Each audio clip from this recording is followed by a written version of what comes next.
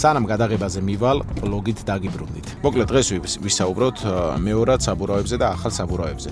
მე მივდივარ ახლა ნატახტარში თერა მოტორსში საბურავების შესაძლებლად. დამკვიდრდა წესი ჩვენთან, რომ ნახმარი მეორადი საბურავები მაინც კარგია ჩინურთან შედარებით. მე არ ვეთანხმები ამ მოსაზრებას, იმიტომ რომ მეორადი საბურავები რამდენიც მქონდა პრაქტიკაში და ვიყიდე, არც ერთი არ გამომადგა, ყველა იყო, ვიზუალურად ესე შეხედავდი, კარგი იყო, მაგრამ მერე რო დააყენებდი და ივლიდი, მიხვდებოდი რომ არ იყო კარგი, იყო საბურავი გამომშრალი, არასათანადო პირობებში შენახული და ასე შემდეგ. საბურავების შენახვასაც და ჩამოტანასაც საქართველოში, როცა მეორადი არის და თუნდაც ახალი იყოს, აქვს თავისი წესები. დიდი სხვაობა ჩინურ ახალ საბურავს და მეორად ნახმარ საბურავს შორის ფინანსურად დიდი სხვაობა არა.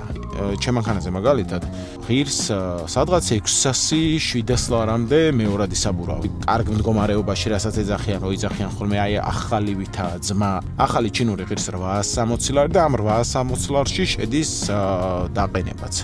მე გირჩევთ რომ იყიდოთ ახალი საბურავი, ჩინური, არის ჩინურებშიც კარგი ხარისხი, რა თქმა უნდა. ეხლა მე ვაყენებ Roadix-ის საბურავს და რა ვიცი, ჩემ გარშემოც დააყენა, ყველა ყოფილია და თან ეს თერა მოტორსი როგორც გავიგე, შემომტანი კომპანია ყოფილა, არ იფიქროთ რომ რამე რეკლამას უკეთებ და რამე თანხა გადამიხადეს და ჩემი ძალიან ახლობლები არიან, არავინ არ არიან, ჩემთვის ვაფშე, აი საერთოდ არ ვიცი ვინაა. უბრალოდ რაღაც კომპანია არის, რომელთანაც მივედი და საბურავები ჩემ მეგობარს გამოვაცვლევინე და შევატყვე რომ კარგი ხალხი იყო, საბურავებზეც მე რომ მოვიკითხე არიან შემომტანები და ასე შემდეგ.